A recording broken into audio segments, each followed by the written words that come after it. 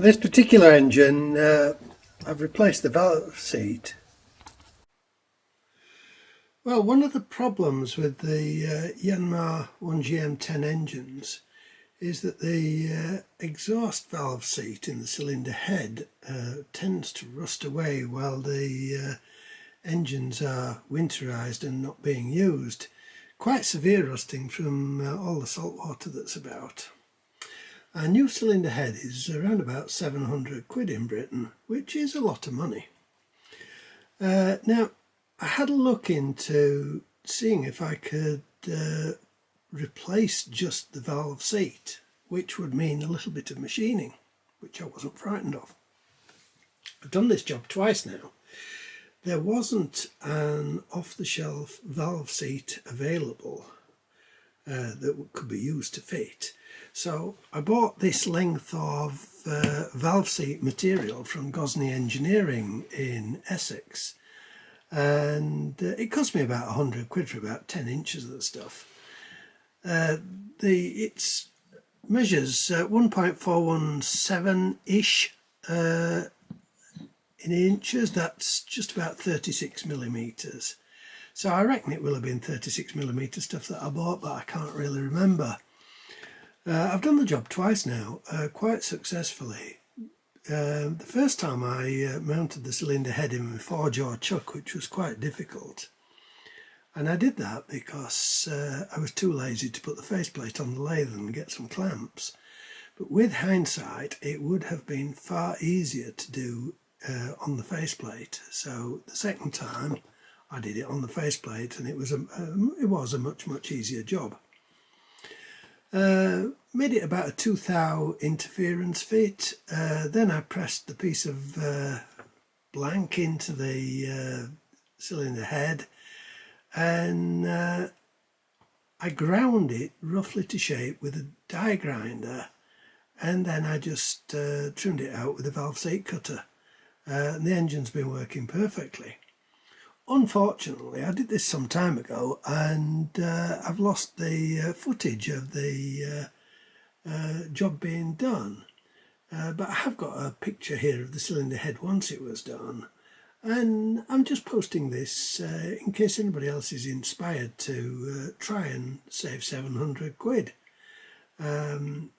It wasn't a difficult job at all if you're not frightened of doing a bit of machining.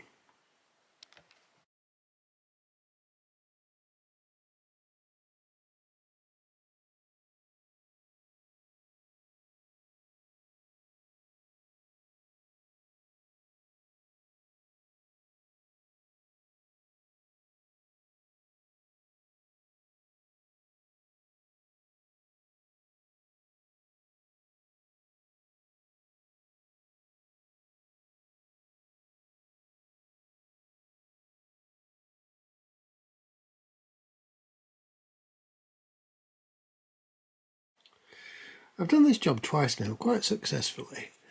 And the first time I put the new valve seat in the Yanmar Head, I did the machining in the 4-jaw chuck in the lathe, which turned out to be a mistake because the valve guides stick up maybe 3/8 of an inch from the top of the cylinder head, even though the upper and lower surfaces of the cylinder head are parallel with each other, which means that it was difficult to get the thing mounted quite flat on the 4-jaw chuck.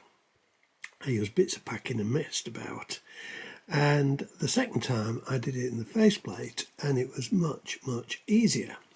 However, if I do it a third time, I've decided the way I would do it is I would mount a piece of plate on the faceplate. Then I would drill a hole in the centre of it to use as the centering device for the valve guide. A second larger hole for the inlet guide, just somewhere for it to sit. And I would drill and tap 4 holes to bolt the cylinder head onto the plate, which is already bolted on the faceplate. And I should be able to knock it about enough with a copper hammer if I need to adjust it at all, but I really don't see why I would. because that centrally drilled hole would have given me the centre. The other sound reason for doing it this way is because once you have machined out the counterbore for the new valve seat, you can take the cylinder head off the faceplate without disturbing the centering device, press in the new valve seat, then put the cylinder head back on the faceplate on the centre to machine that new valve seat, which I think will be a lot easier than the way I've done it before, messing about with die grinders and things like that.